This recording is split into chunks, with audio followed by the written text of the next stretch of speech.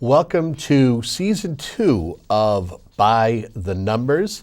My name is Kevin Tocci, and the idea of this informational program is to get a better understanding of numbers. Now, I've had people say, oh, well, it's just a numbers show. It's more than that. It's to take a look at how things happen, whether it's a budget process on a local level, whether it's a department, the municipality, a school budget, to even finding out how budgets are put together, how monies are trickled down from the state to a town or a city.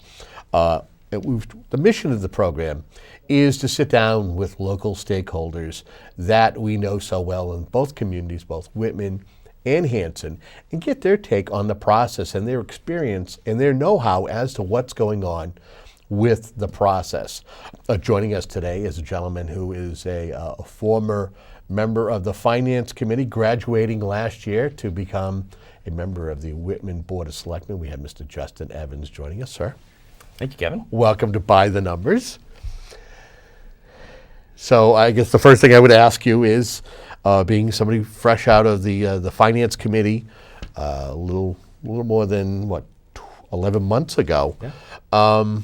What's it been like to make the transition from one committee where you're looking at the numbers, meeting with department heads, to being basically the governing board of the town? You know, it was an interesting transition because I had that in-depth knowledge of the budget year to year. I met with the department heads, so I got to know a lot of them. But the big challenge going from the recommending board to the policy setting board is everything else that comes with it. Getting into town policies, we voted on a password policy for town employees, something that I hadn't expected and didn't have a lot of exposure to before this. And other little things kind of along that area. Negotiating contracts. So we hired a new police chief and deputy police chief. So little things that you're not exposed to on a budget recommending board. So we're at that point of time in the year where we're already starting work on the 2021 budget. What are you going to be watching for now that you are a selectman and not so much somebody sitting in the FinCom? It's funny, it feels like we never stopped working on the budget from last year. It just rolled over into subcommittees and then back up to the Finance Committee and Board of Selectmen. This year I'm going to be looking to see, we spent a lot of the last couple of months with the Budget Override Evaluation Committee, making recommendations, forwarding that on to the Board of Selectmen who pushed it back out as a policy to the different department heads. And so I'll be looking to see that they follow the recommendations from the Board of Selectmen. Do you feel that the town is in a better place at this moment than it was 12 months ago? To me it feels like it, but if you read social media, maybe it doesn't. We've done a lot of work and we're well on our way to a full strategic plan for where Whitman's going to be going in the future. All of this groundwork is really important, and we're making progress, although there have been bumps in the road. So I guess the next thing I would ask you is, you mentioned the BOET Committee. I fondly call it the BOET Committee. It's the Budget Override Evaluation Committee that was assembled last fall to take a close look at the town's fiscal issues. What has been realized since the committee was formed and decided to bring in a consultant? The consultant made a lot of really good recommendations, things that we as a town hadn't really abided by in the past. Different uses for revenues that we've got coming in, some sort of caps to projecting our growth going forward for both the town and the schools, how much we can afford to budget for each department each year. Things like that are just best practices that if we stick to them, the recommendation is from that committee and the consultant is that we can avoid an override this year and look at one next year to balance the 5 following years. So it's been a lot of in-depth look at how we spend money, how we raise money, where our revenues are coming from, and how to project it going forward. What's it been like for you, being a member serving on this board, knowing a year ago there were a lot of conversations, and they were difficult conversations that were had, whether it was just the Board of Selectmen or joint committee meetings with the Board of Selectmen and the Finance Committee. You even had school committee members who were in on those conversations, and a lot of times those conversations got heated. How is it different? How is it different so far, knowing that you at least have a strategy moving forward, that you have the Budget Override Committee, Evaluation Committee as a part of this mechanism to moving forward to the 2021 budget? You know, if you go back a couple of years, I don't think I ever had an easy year working on the budget, but a few years ago we decided to pull money out of capital stabilization to meet the demands of the full budget. The schools being a driver for that, but it wasn't the only department that grew outside of our means. And then last year we passed a debt exclusion to free up free cash to fund the capital needs of the town, along with utilizing $350,000 worth of excess levy to balance the rest of the budget. So we've had to get creative the last few years, and it's been difficult. It goes right down to the wire. This year, it doesn't seem like we're going to be in that position. We're in a pretty good spot. Everything's falling within recommendations, and the results of the BOIC, it looks pretty good so far for us. How have you been finding yourself anticipating every time? I know Randy Lamattina serves as its chair. When he presents a report to the full Board of Selectmen, what do you anticipate every time he comes forth? Or are you somebody who also gets to sit on the BOIC committee and be a part of it as well? So I'm a part of the BOIC committee, so I review some of the stuff that Randy's preparing as he forwards it to the Board of Selectmen. Usually after he presents it, he'll look at me and ask, is there anything you'd like to add? So that's been pretty nice. I'm also on the capital Building Facilities and Capital Expenditure Committee. Oh boy! Say that 5 times fast. No, the Capital Committee for short. Sure. And just seeing how each of the different committees in town with one goal all pulled together to get the budget to where it needs to be. The Capital Committee is going to be very useful in the next couple of months as we set the warrant for any capital articles coming through. See, it sounds to me you're really immersed in the process. How often do you find yourself people coming up to you on the street going, hey, talk to me about, and you have to be careful as to not only how you give the information, because some people will understand the full grasp of the gravity of what you tell them, where other people go, what? What'd you say? Yeah, I find myself having to check myself as I'm explaining things like that. That's been something for me always. I dive right in. I've been involved now for a couple of years, and I'll explain things halfway through and have to go back and catch anybody up. It's happened a few times at the dog park over in Abington, where people recognize me from running a bunch of Facebook posts last year, running for office, and just ask, how's the town doing? I see some scary posts on Whitman Pride, and just want to make sure we're doing okay, and try and walk them through what we're doing, how we're getting there. And so as an elected member, you mentioned social media, and social media it's a double-edged sword. It can be great when it comes to delivering information, great when you're out there campaigning, connecting with family members, but it also could be a tool for someone to take a grain of truth and sprinkle it in with opinion. Yeah, it was a very useful tool while I was running for selectman, and since I've been elected, I still use it to share information about the town. We've got a presidential primary coming up soon. I shared that post today. I don't know when this episode will air, but little things like that are still very useful. But the groups and the partial information that gets shared around people who don't really. You've got to really follow this stuff closely to keep track of Chapter 78 and how all of this is coming together. That you can't fault them for not keeping up with it. It's difficult for me to stay on top of it sometimes. Right. But it creates sometimes just a chaos in the background as we're trying to, during selectmen's meetings we'll get asked about things that come up, and other things on the street. I'll get emails from residents. Just asking questions about, is this true? How is this working out? Why aren't you doing this? And it becomes just kind of like a hum in the background of everything we're doing. Like there's a bad ground somewhere in the system. Yeah. Well, how do you keep yourself grounded and try to at least, being relatively new to the Board of Selectmen, a relatively new elected official, how do you keep putting your best foot forward and also be as knowledgeable as you can when it comes to answering questions when you have to tackle the virtual water cooler, per se? Yeah, it's been that's been one of the bigger challenges coming into this. In the first couple of months after I joined the Board of Selectmen, I was going back and reading meeting minutes just to try and catch up to where everybody was before me, watching old selectmen's meetings on the YouTube channel for WHCA, and just trying to stay on top of where we were at. And now it's regular. My job luckily lets me work 7 to 3 in the field, and I'll usually swing by town hall on my way home a couple of days a week, just to check in and see, what have I missed, where are we going, what do I need to know to continue serving my role. So I think the next thing I would probably want to delve into here is, while we're talking about the municipal side of things, the other thing that is very tumultuous, and that is the method in which the annual assessment is put forth for the school district, the shared school district between Whitman and Hanson. There was a discovery made in regards to the method. If you could you describe the two methods of how assessments are levied to each community?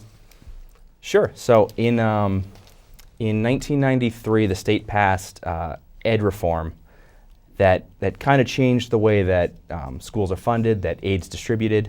Chapter 78 began dispersing out to the towns. And during that, they created something called the minimum local contribution, that every town must meet at least this minimum amount of funding for their schools before state aid comes in and balances the rest to get you to your foundation budget, which isn't necessarily the entire budget that the school needs to operate. The difference between the two methods is that the method written in the statute in 1993 is that you pay the minimum local contribution first, and then any other aid that the schools need is distributed between the two towns based on the agreement, the regional agreement. The alternate method, we call it the agreement method, however you want to describe it, the way that schools were historically funded prior to state aid playing such a big role is that you take how many students are from Whitman, how many are from Hanson, divide that up, and that's where the aid comes from.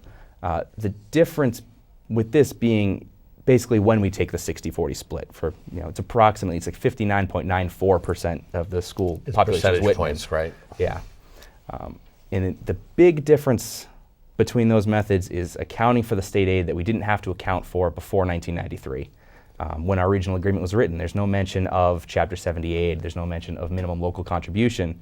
And so as demographics change in the two towns, as Whitman has a growing English language learner population, as average family incomes change, as enrollment in Hanson declines a lot faster than it does in Whitman, all of those numbers remain in flux. And we were getting to a point where if we didn't make a change, a couple of things were going to happen. Either Hanson's enrollment would decline so far that minimum local contribution wouldn't be met. They were only a couple 100,000 over that last year.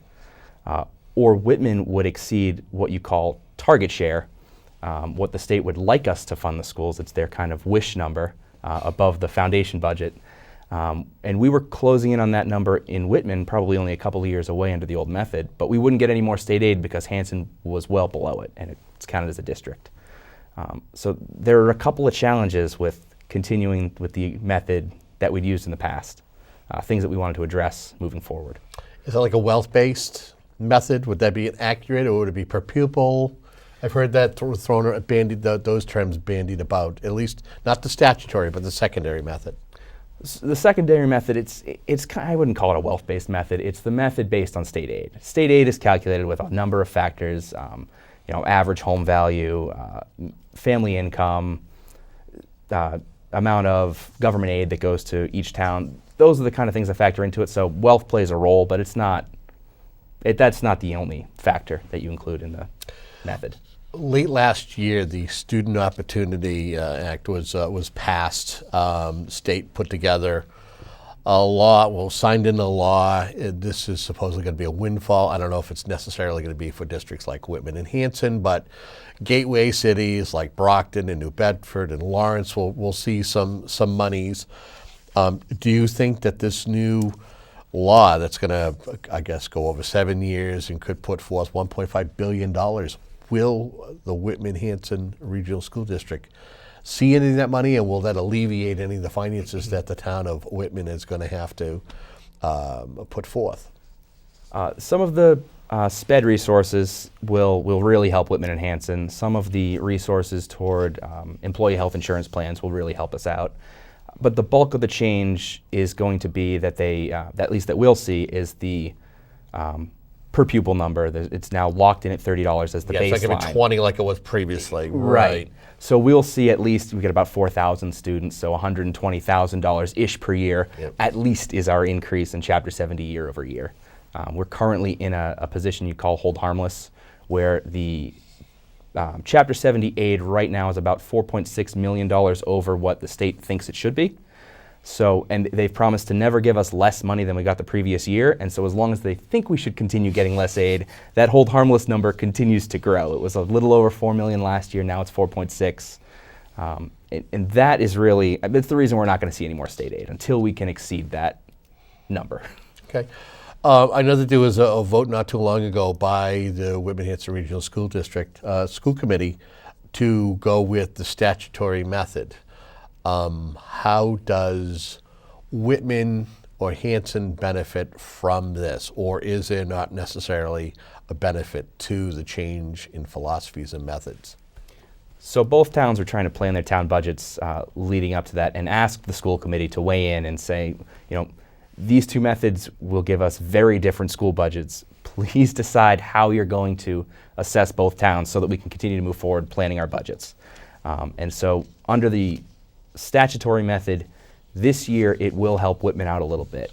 But going forward, it's better for the school district because it'll avoid, if Hanson ever were to fall below that minimum local contribution, there would be only the statutory method left that this district could use. And that would, so at the last minute, Hanson would be forced into an override situation to meet the statutory method over instead of just the per pupil method. And by doing the statutory method, it takes the risk out of play that either town meeting any year could make the towns go to the statutory method in May. At least with this, we can plan for it, we know what to expect, and then going forward, it's a 1-year correction. Going forward, it's going to adjust. So I guess I would ask you, do you feel that a move to the statutory method, reading the tea leaves and getting a feeling of your brothers and sisters in the neighboring town, do you feel that there are some folks who are not happy that this change is taking place? What are you hearing? What are you seeing as an elected official?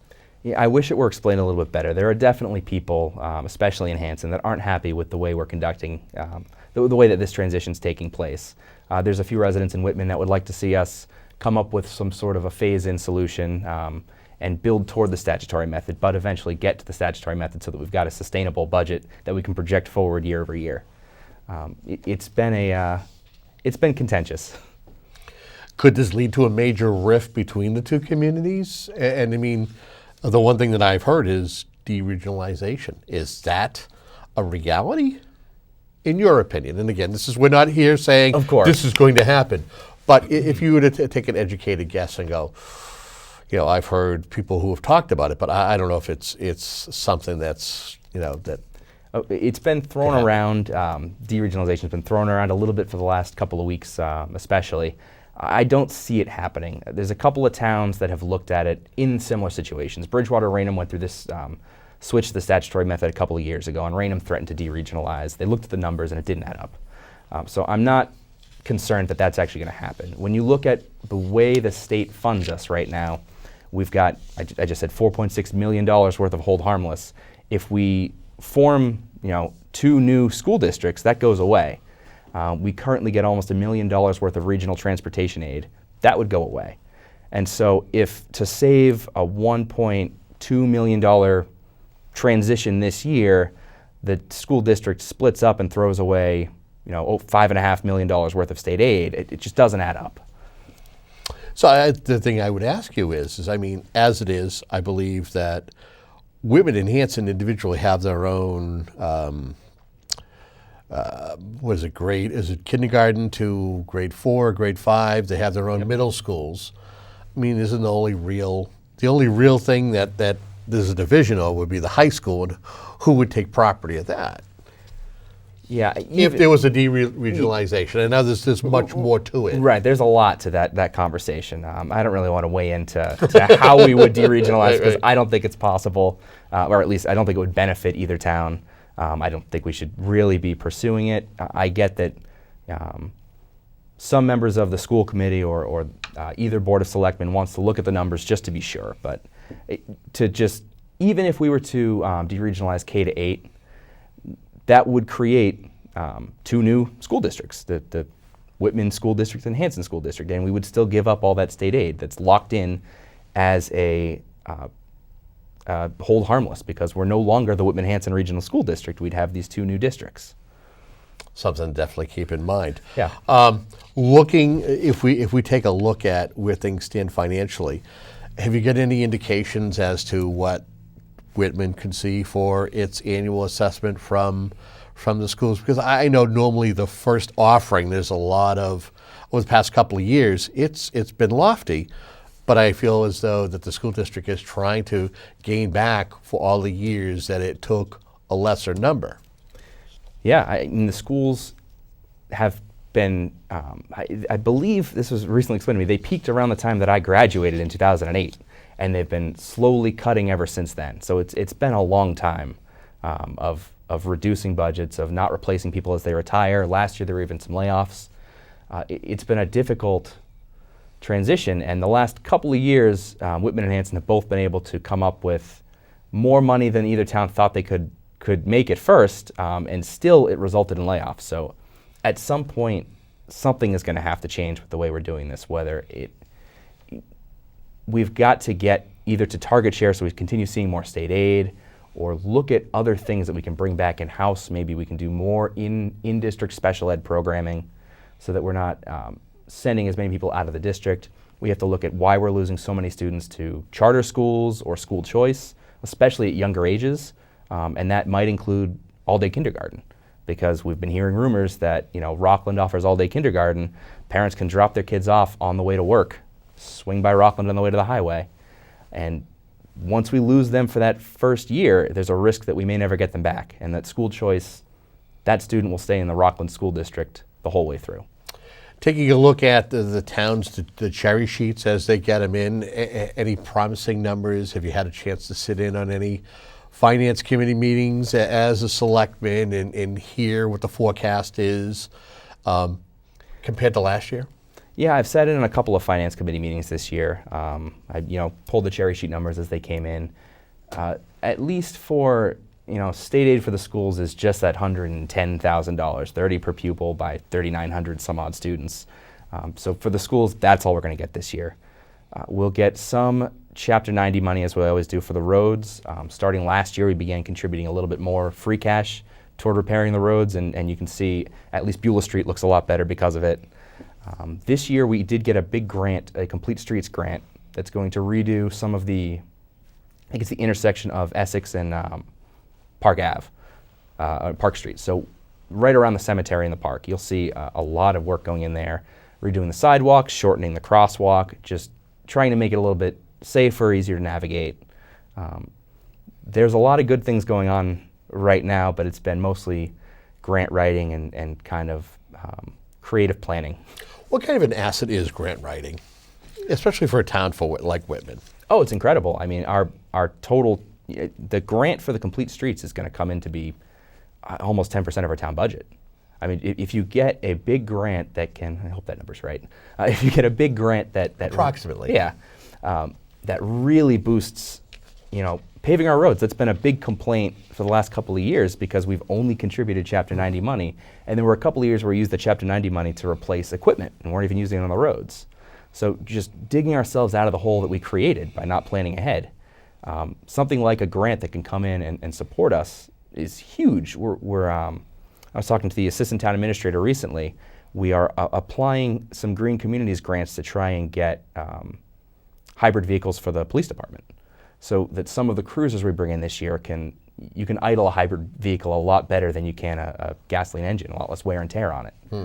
So it would help us long term. It would help us fund some vehicles coming into the department.